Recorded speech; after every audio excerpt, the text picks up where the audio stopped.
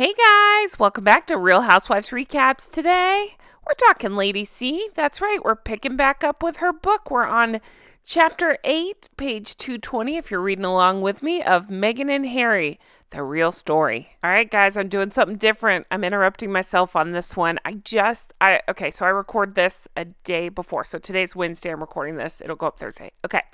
Just posted this video. It's going really well. You guys are responding so well in the comments. I had the best time making this one, just putting together these awful looks. But I've had so many funny comments from you all. So do me a favor. I want to do another one like this. If you have one that you didn't see in this one, in the one I posted, the thumbnail one, then leave me comments and describe your least favorite outfit of hers, and I'll try to Google it and look up what it looks like, because I just want to see what other of her worst looks I can find. So let me know about that. I heard you loud and clear. I had a lot of you asking for Catherine's best looks. You better believe I'm happy to do that. And then I had some of you asking me to compare similar outfits on Catherine versus Meghan. You got it. So anything like that, just leave me comments and I'll go back and read them and take a look. Thank you. And thanks for watching. Thanks for supporting the channel. I didn't even mention, you guys, I just passed 50,000 subs. I'm freaking out. You don't even know. I was just at 20,000 subs in December. So I've more than doubled that. It's just been a whirlwind, and I couldn't do it without you all. So I mean it when I say I appreciate you so very much. Thank you. Thank you for being here. I love you all. I'm pushing so hard to get that 100,000. I really want to get that plaque. So thank you to everybody who's made that a possibility and helping me reach my goals. Thank you. Thank you. Okay, let's get into this video. Okay, so we left off talking about why the big secret. What's going on with these two? Remember, this is about Archie's birth, and why couldn't they list the name of the attending physicians? Why were they being so weird? We were speculating, was it for the attention? They seem to pretend to hate the attention and demand, we want privacy.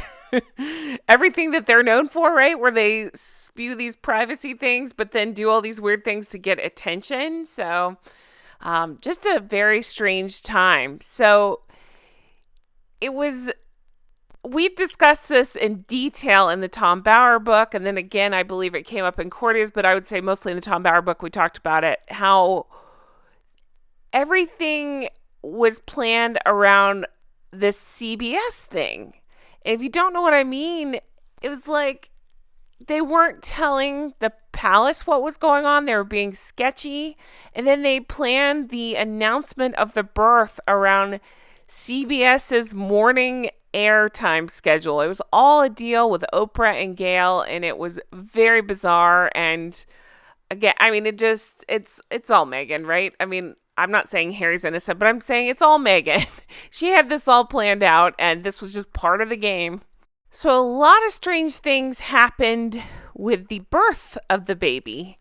And what I mean is, yes, they put out this, I mean, this is a tradition for the royals to do. They put out this announcement. It's literally set out. I mean, you guys, you guys can probably explain it to me better than I can explain it to you, but they set out these birth announcements like this. But you notice when at the time, the Cambridges children were born, their birth announcements look different because the doctors actually signed the announcement. But weirdly enough, in this one, no signatures. Instead, it was more important to them to announce it on Instagram. That's right. They had started this Instagram a month before, and they made the announcement on that. So the part that I found so interesting, I didn't realize, Lady C fills this in brilliantly. Again, page 223 if you're following along. She explains that Meghan flew out to LA. She had flown out shortly after the baby's conception with the specific objective of employing the, quote, best Instagrammers in the world. The brief she gave them was straightforward enough. Here's the point she gave them. Here we go. Point 1. I need you to create the world's #1 Instagram account for me. It needs to end up having more followers than any other Instagram account on earth. You hear me like smiling and laughing at this because of course she would say that. Her ego is bigger than anybody else's on earth. So why not try to make her Instagram bigger than anybody else's on earth? Yeah, good luck with that. Number 2, I want to be bigger than Diana, Princess of Wales. Ooh, I wonder how Harry has taken that. I can't imagine. Well, I was going to say, I can't imagine that's going over well, but he seems to be excited anytime she brings up Diana, so he's probably too stupid to notice. Number 3, I need you to make me the most famous woman in the world. Now, this makes me laugh because I'm like, well, you kind of got your wish because you're now one of the most infamous. So apparently that was her list for the most famous Instagrammers in the whole world, whatever. Here's what I came up with, though. Had she played the game, meaning, had she stayed in this role and actually tried and dedicated herself to it and done a good job, and she would have been adored potentially. You know what I mean? I guess she'd have to have a personality transplant, but you get where I'm going with this. If she had taken the Kate approach where she actually tries her hardest and, you know, bonds with people and has the charm and charisma, I know I'm asking a lot. She could have been one of the most famous women in the world, but she can't get out of her own way. Her own narcissistic tendencies, her awful personality, all of it, it just reeks and people can smell it a mile away. So, of course, it's just going to backfire and I can't help but laugh. So Lady C goes on to explain, well, she was naive to think the palace wouldn't find out about this. Oh, get this. Also, according to Lady C, Meghan told her media people, quote, she wanted to break the internet. Again, mission accomplished. You've made the world like agree on one thing finally, that no one can stand you. So just by doing that briefing with her Instagram and it getting back to the palace, it's like the light bulb finally went off that, oh, she's a fame addict. Lady C, of course, points out that Harry seems to be a Meghan addict. Ew. Okay. So then we get back to where we see in the picture here. So they are presenting the baby.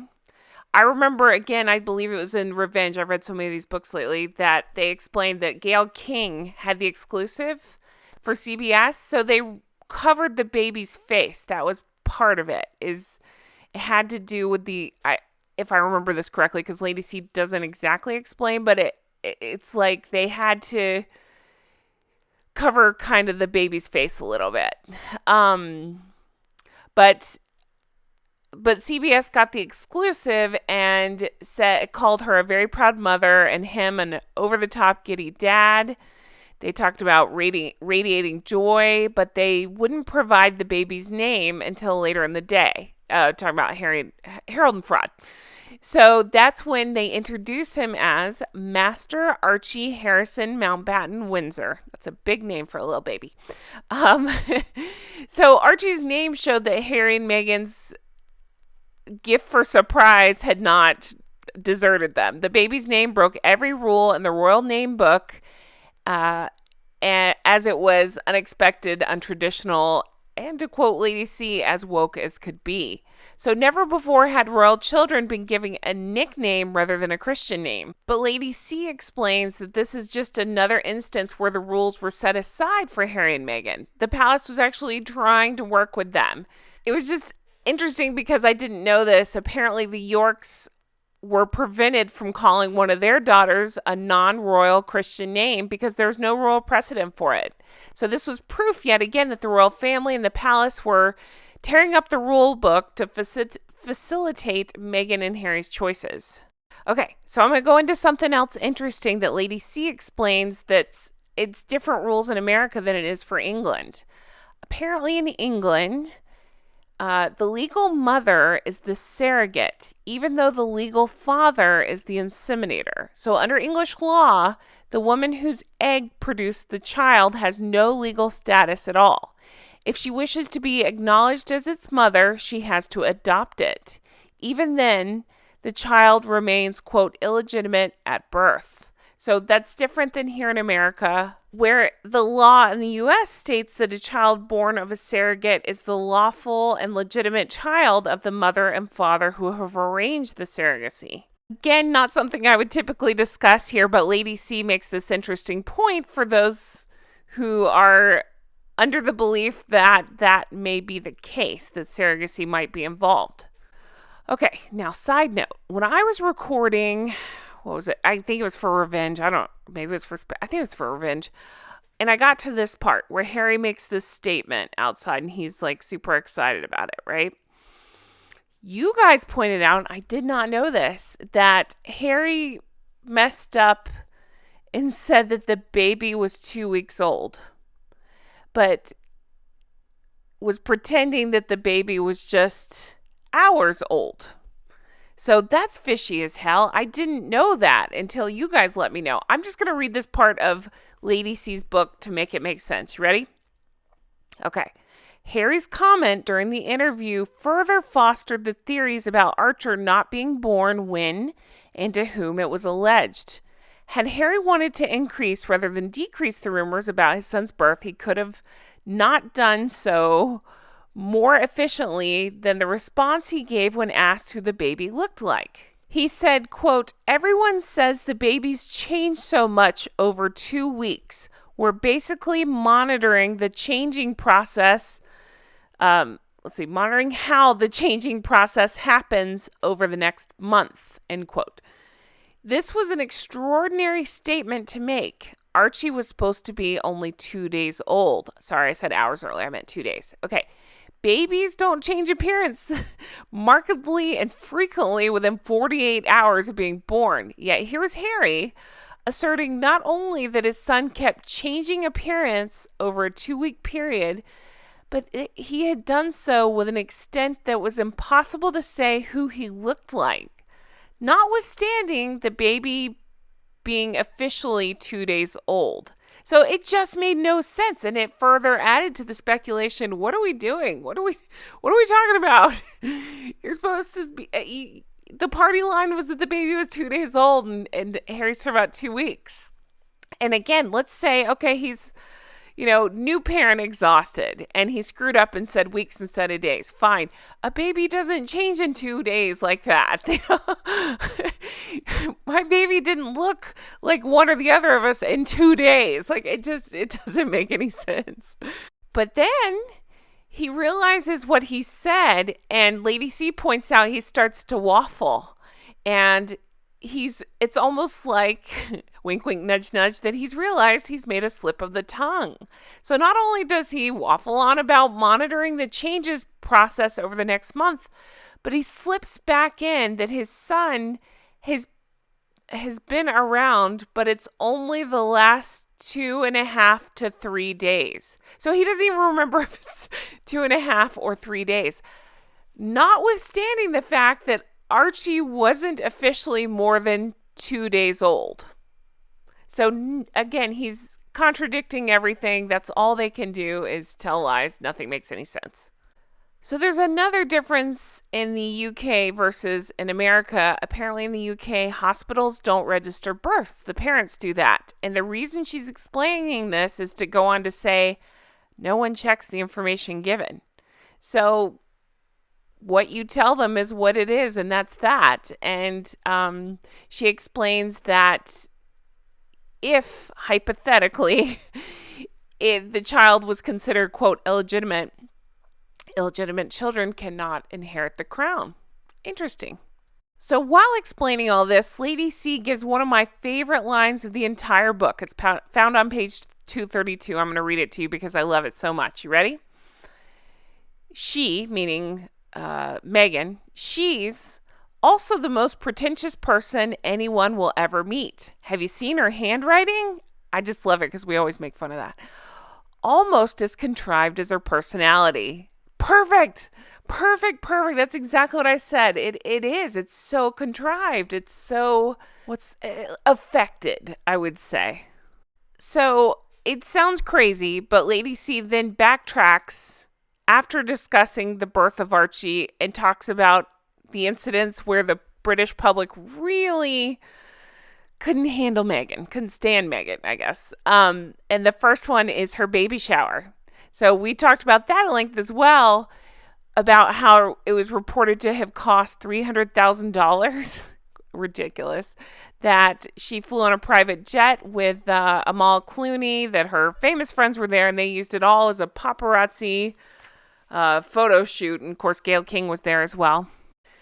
So Lady C says that she was told that Meghan was extremely upset by the criticism leveled against her. She simply couldn't understand why the British weren't thrilled with her as the Americans were. And I'm going to go ahead and disagree with her there, but I see what she's saying. I guess at that point, America was still somewhat enchanted, but I'm going to say the press does not speak for all Americans. I think we can all agree on that. Like, just because they were reporting that people liked her, I don't think people liked her by this point. Maybe I'm wrong. I didn't like her by this point.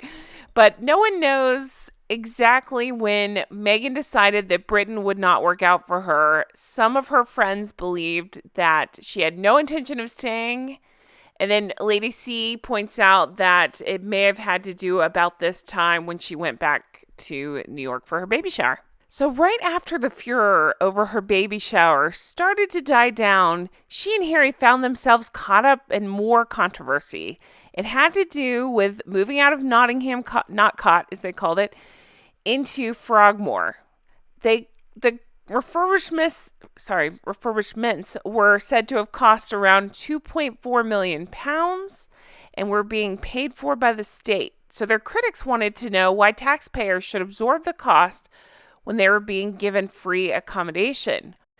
As usual, it sounds like they viewed the criticism as completely unfair. I'm sure they threw out the S words that they love to throw around, and they didn't understand why the state wouldn't just pick it up for them. But I just love knowing how this has worked out since then. I find that very funny. And within a month of Archie's birth, we have this stupid scene right here. Oh, you talk about pissing me off. Look at this. We've discussed this at length too. You guys have explained it to me so well. I just find it fascinating. I think I'd misreported before. Look, there she is in her royal box. That's not what happened. She decided to wear some jeans and a hat, and you're not supposed to do that. And she was breaking Wimbledon's cardinal rules, and she had not cared that women don't wear hats at Wimbledon. They have the potential to block the view of the person sitting behind the wearer. It's therefore considered, quote, in poor form to wear hats. But Meghan's attachment to the hat suggested she was living out some sort of fantasy of what California girls do when they have the chance to attend Wimbledon. Nevertheless, Meghan's breach of the Wimbledon dress code earned her criticism, though what really incensed her critics was the perception that her conduct conveyed both contemptuousness and arrogance. So she had ensured that she could wear a hat by clearing out the 40 or so seats behind her. The only people allowed within spitting distance of her were her suite. Behind and beside her, there were row after row of empty seats. Outside, there were queues of people being prevented from witnessing the match, from occupying seats which they had paid for, while Meghan and her Northwestern University mates were flanked by her people in a buffer zone of empty seats to keep her comfortable. That is so disgusting. Lady C points out it was perfectly fine for the Queen, for Prince Philip, for Duke and Duchess of Kent, the Cambridges, Princess Alexandra, you name it, even the late Diana, to sit around regular paying, Wimbledon attendees. But no, not for Meghan. No, not good enough for her. She had to clear out these seats of these people who found it completely disgusting, and then she can't figure out why nobody can stand her. And then one of my favorite parts is Lady C explains if Meghan and her team had tried their hardest to come up with something that was unpopular, they could not have bettered what happened next. So her security people, they ended up, because of her, talking to members of the public, telling that, so these members of the public were taking selfies. Well, they informed them that they could not use their cameras in the presence of Her Royal Highness, as she was attending Wimbledon in a private capacity. Bullshit. I love Lady C. She explains it so well. She's like, no, this is a private place. You're in front of television cameras, which are beaming images into hundreds of millions of homes around the world, while Meghan was a guest of a national institution which she would not have access to had she been a private individual. So no, fuck off. You're in public. There's no expectation of privacy at that point. So Lady C goes on to explain the public have a right to look at anyone around them. They have a right to treat a public figure with the appropriate degree of recognition, attention, and respect that said public figure's presence realistically generates. So she's basically saying, as long as you're civilized, what is the problem? It's inappropriate for a public figure to think that she has the right to regulate the conduct of the public to the extent that people can't even look at her, can't smile at her, or if the environment seems right, even approach respectfully. Had she taken time to actually learn the way to behave or handle this royal role, she might understand that better instead of, quote, hitting the ground running like she said she was going to at the beginning and not taking any advice from anybody. So I'm mad. I'm mad at this arrogant, narcissistic bitch. I've heard this story a million times, but it still makes me mad because the nerve. You guys, I appreciate you so much. Thank you so much for watching and for being here. I cannot wait to keep going with this book. I appreciate you watching and all the support. If you want to further support, again, check out my Patreon, patreon.com/Real Housewives Recaps, where you can become an executive producer. So I would like to thank my executive producers so much for all the support. So a huge thank you to you guys for supporting this show. I really appreciate it. So a huge thank you, Linda. Thank you to Melissa. Huge thank you, Paige. Thank you to Teresa. Thank you, Mary. Thank you, Amy. Thank you, Mr. K. Thank you, Kay. Thank you, Shauna. Thank you, Brenda. Thank you, Aaron and Frank. Thank you, Kristen. Thank you, Ann M. Thank you, Amanda. Thank you, Ann H. Thank you, Karen. Thank you, Corey. Thank you, Kay King. Thank you, Glynis. Thank you, Karen. Thank you, Dewey. Thank you, Patty. Thank you to Adair Becker. Thank you to Erica. Thank you, Amber. Thank you, Annette. Thank you, Barb G. Thank you, Diana LOL. Thank you, Andrea. Thank you, Allison B. Thank you, Jean. Thank you, Lori. Thank you, Pauline. And thank you, KT.